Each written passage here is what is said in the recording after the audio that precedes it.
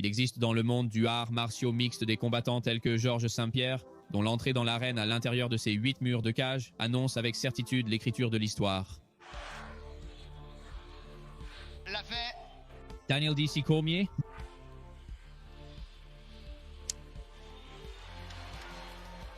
De l'Université de la Californie du Sud 304 à Manchester, Angleterre, Tom Aspinall et Leon Edwards aspirent à suivre les traces de leurs prédécesseurs.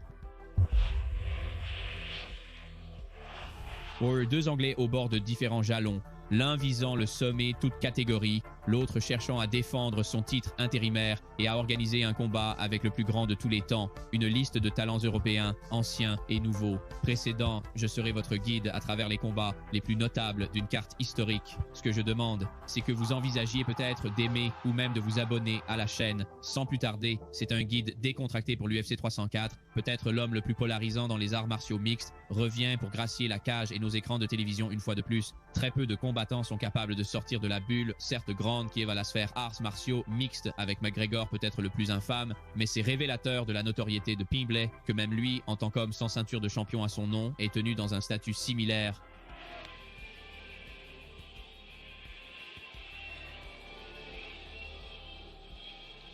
Quand la foule scandait son nom, c'est toujours comme ça. Peut-être la meilleure chose que j'ai eu à faire pour le grand public. Il est un homme révéré avec flair et panache à l'intérieur de la cage et en dehors, ce qui en fait une star mondiale. Et tandis que les fans plus intégrés du jeu de combat ne partagent pas le même sentiment, sa puissance de star à un niveau monétaire est tout simplement indéniable. Son nom résonnant dans une O2 Arena bondée est le genre de choses que même les meilleurs champions envient. Et pourtant, Paddy a eu des milliers de personnes scandant son nom lors de sa deuxième apparition à l'UFC 5-0 à l'intérieur de l'UFC. 3 de ses finitions, c'est un record qui devrait mériter les éloges des masses. Et pour la plupart, c'est le cas pour Pimblett, mais son choix de mots en dehors de l'octogone a attiré une mer de détracteurs. Bien que si on lui demandait si cela compte vraiment dans la quête de l'argent et de l'or, je pense que vous connaissez déjà ma réponse, je m'en moque. Jared Gordon a gagné un combat serré aux grandes dames des fans acharnés, mais finalement, c'était une décision hors de son contrôle. Il ne devrait pas être blâmé, même si sa réaction n'a pas contribué à calmer la situation. Quiconque croit que j'ai perdu ce combat ne sait pas observer. J'ai clairement remporté les 2 premiers rounds. Comment quelqu'un a-t-il pu penser qu'il a gagné ce combat, pour gagner des combats en se faisant frapper au visage? Une prestation disciplinée contre le vieillissant Tony Ferguson a calmé certains sceptiques. Il vise maintenant un autre homme tout aussi charismatique. Je ne suis pas ses combats, donc je ne connais pas grand-chose sur lui. Je le vois simplement faire son truc. Qui fait ça? Vétéran du monde de la lutte, Green a subi assez de dommages pour 5 vies. Et pourtant, il reste là, ne s'accrochant pas à d'anciennes gloires et à des rêves décolorés comme tant de vétérans, mais aux frissons bruts et non adultérés du combat et prospérant, tout de même honorant la carte convoitée qui était l'UFC 300, aux côtés de son homologue Jim Miller, témoignant de son statut et du niveau de respect que Dana et ses collègues avaient pour l'homme qui avait combattu pour eux pendant si longtemps. Il avait longtemps construit sa renommée et sa fortune sur une personnalité insouciante mais authentique, que les gants soient mis ou non. Et maintenant, après 49 combats, il est immortalisé comme un favori des fans avec 3 victoires lors de ses 4 derniers combats, dont un KO sur le respecté Grant Dawson. Le roi a encore un peu de mordant dans ses pneus. Si Paddy cible la tête à Manchester, il doit se réussir son coup. Qui est la prochaine grande star des poids lourds? Tom Aspinall.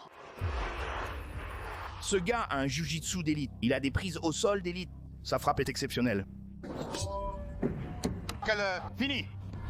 Pour Tom Aspinall et ses débuts. Présenté comme l'unique homme capable de renverser l'héritage de Jonathan Jones. Cela témoigne de la combativité de Tom Aspinall. L'anglais est la nouvelle génération de poids lourd.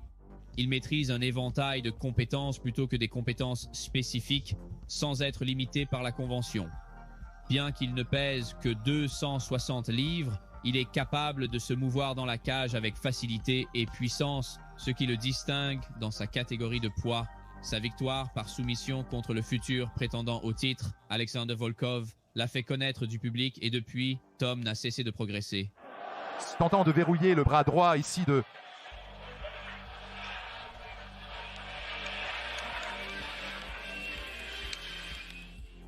Dans une division où un coup de poing peut éteindre les lumières, un pédigré de lutte étendu est non seulement une rareté, mais une carte maîtresse pour ceux qui le possèdent. Son père, l'un des tout premiers ceintures noires de jiu-jitsu brésilien du pays, la base de Tom provient du monde de la lutte et il cherche à régler tous les démons lors de l'UFC 304. En fait, le seul qui le hante depuis le début de son voyage à l'UFC, son adversaire Curtis Blades, était un homme qu'il avait déjà affronté sur son territoire, cherchant à se propulser dans la course au titre, mais les dieux du art martiaux mixte ne feraient aucune exception et le frapperaient quand il était à son meilleur. C'est une course record de 5 victoires pour Tom Aspinall. Curtis Blades a été autour du top 5 plus longtemps que la plupart. Peut-il ralentir le Britannique ce soir? 5 rounds de 5 minutes d'action. Je l'ai simplement botté et il s'est figé. Ses genoux ont lâché. Quelle tragédie. Un revers dur, mais pour un homme de cette mentalité, ce n'était pas une malédiction, mais un espoir. Une bénédiction qui a planté les graines d'un retour ambitieux. Je pense que Tom Aspinall avant l'opération et Tom Aspinall après l'opération sont deux personnes assez différentes. J'ai l'impression d'avoir éliminé beaucoup de choses de ma vie dont je n'avais pas besoin, comme écouter des gens que je ne devrais pas écouter et des gens qui me font perdre mon temps. Et maintenant, vous savez quoi? Je pense juste merde à tout le monde et à tous ceux qui essayent de se mettre en travers de moi et de mon rêve. Parce que je ne me suis pas rendu compte à quel point je voulais cela jusqu'à ce que cela arrive. Je ne me suis pas rendu compte à quel point je suis énervé pour être excellent dans ce sport. Le changement d'état d'esprit finit par payer. Pas de distraction, juste l'objectif de devenir le meilleur. Récompensé par un match contre Marcin Tybura, c'était une chance, plus d'un an après une grave blessure, de revenir dans la course au titre. Pas de rancune, pas d'arrière-pensée, seulement la volonté pure de réussir. C'est parti, mesdames et messieurs, l'heure de l'événement principal depuis l'O2 Arena de Londres. Le retour de Tom Aspinall contre cet homme en pleine ascension. Le chemin vers le sommet des poids lourds à Bora est actuellement palpitant. De grands défis doivent être surmontés. Observez la vitesse. À travers... Ou peut-être le destin. Un dernier coup de... Grâce à... Madison Square Garden appelé...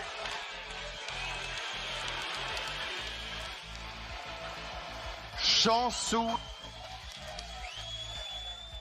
Peut-être que le destin appelait pour un dernier coup de grâce à Madison Square Garden.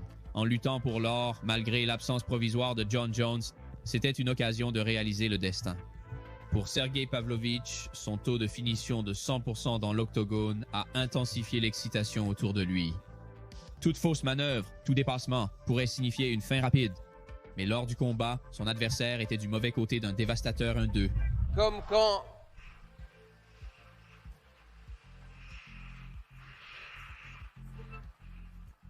C'est à ce moment que je fais mon meilleur travail, quand un grand type effrayant vient vers moi comme ça. C'est à ce moment que je suis à mon meilleur absolu. Et j'embrasse la peur à bras ouverts, et je suis heureux d'avoir peur et de performer comme ça. Dans un jeu rempli de personnalités explosives et de personnages démesurés, Aspinall a navigué à travers tout cela, des combats de l'île, de la lutte à la grandeur de Madison Square Garden, restant toujours fidèle à lui-même. La dernière fois que nous avons parlé, en fait, comme dans une interview comme celle-ci, je pense que c'était assez proche de la blessure, quand j'étais assez proche après l'opération et tout. J'étais comme essentiellement assis. Je visitais le hub quotidiennement jusqu'à le terminer, ce qui me rend peut-être le seul à avoir jamais réussi. Bien qu'il y ait peut-être d'autres personnes, je suis assurément l'un d'eux. L'histoire d'Aspinall n'était qu'à ses débuts, mais pour son ancien et actuel adversaire, Curtis Blades, c'est une chance de saboter la fête sur le territoire ennemi. Blade, bien ancré dans la cage après de nombreuses années, est l'un des meilleurs poids lourds qui n'a jamais atteint le sommet, malgré son style de lutte dévastateur.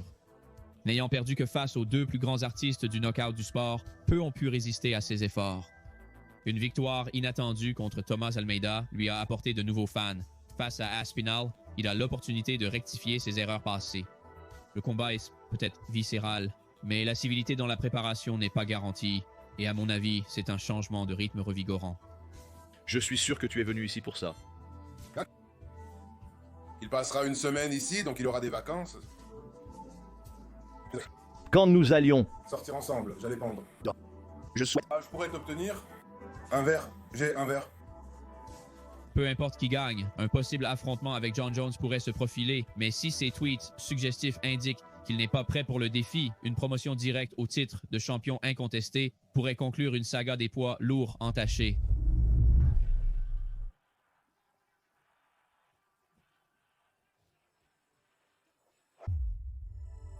Bien que les deux hommes de l'événement principal s'affrontent dans l'octogone, leurs carrières ont suivi le même chemin laborieux.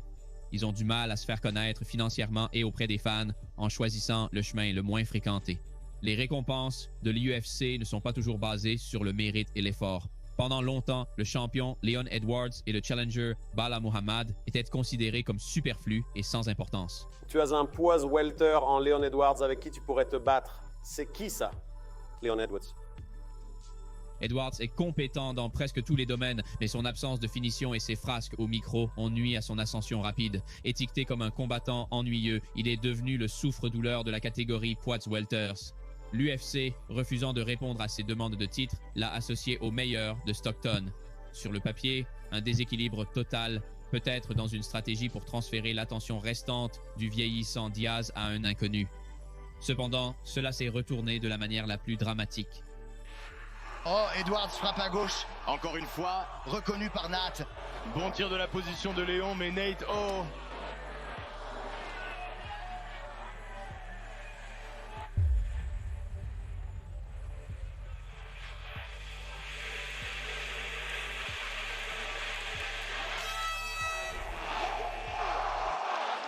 Un résultat typique de la carrière d'Edwards, les mains levées après une démolition clinique et unilatérale pendant 24 minutes et demie. Mais ce seul tir a de nouveau changé la trajectoire de sa carrière et a allumé la mèche pour un cœur de huée à retentir dans toute l'arène, malgré le fait d'avoir presque arraché la défaite des mâchoires de la victoire. Edwards finirait par avoir sa chance sur le trône tant attendue et en retard. Mais elle arriverait contre le roi poids pour poids, Kamaru Usman. Première rencontre UFC entre des combattants invaincus lors de 10 combats ou plus. Kamaru Usman, ayant subi une opération de la main, espérait être en vedette lors de la semaine internationale de combat en juillet. Edwards, le challenger, en rouge. Le champion Usman en noir et or pour la tête d'affiche de l'UFC 278, ici ce soir. Oh, regarde ça. En pleine montée, c'est une mise au sol. Première fois qu'Usman est mis à terre dans sa carrière à l'UFC. Waouh! Oh, bel uppercut du champion. Gros coup d'Usman, changement de niveau pour Usman. Et il réussit. Un challenger déçu. Il reste 5 minutes après 20 minutes écoulées. Tu dois vider le réservoir d'essence ici. Ouais, il a peut-être résigné à perdre une décision, mais ce n'est pas le tissu dont il est coupé. Je veux dire que... Déçu. Oh mon Dieu, il souffle Malcolm, oui.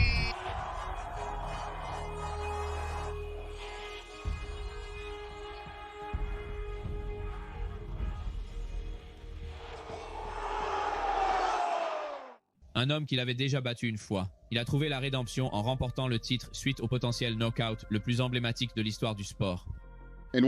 Son coup unique, sa réputation brisée et sa légitimité de champion confirmée. Le pédigré de Kamaru Usman en tant que roi, livre pour livre, signifiait qu'un rematch a été rapidement accordé. Le match crucial a eu lieu sur le terrain de Léon. Cette nuit-là en Utah, Edwards avait temporairement calmé les sceptiques, mais maintenant, avec le Nigérian dominant la plupart du combat, il devait les convaincre définitivement. Régénérés, les deux hommes replongent dans la mêlée. Londres, quoi de neuf? Allons-y!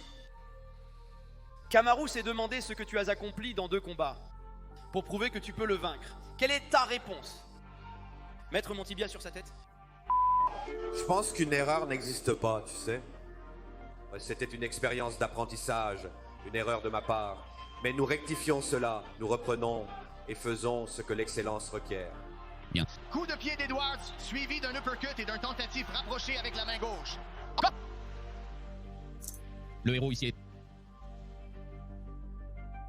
Edward a surmonté l'adversité attendue dans la cage.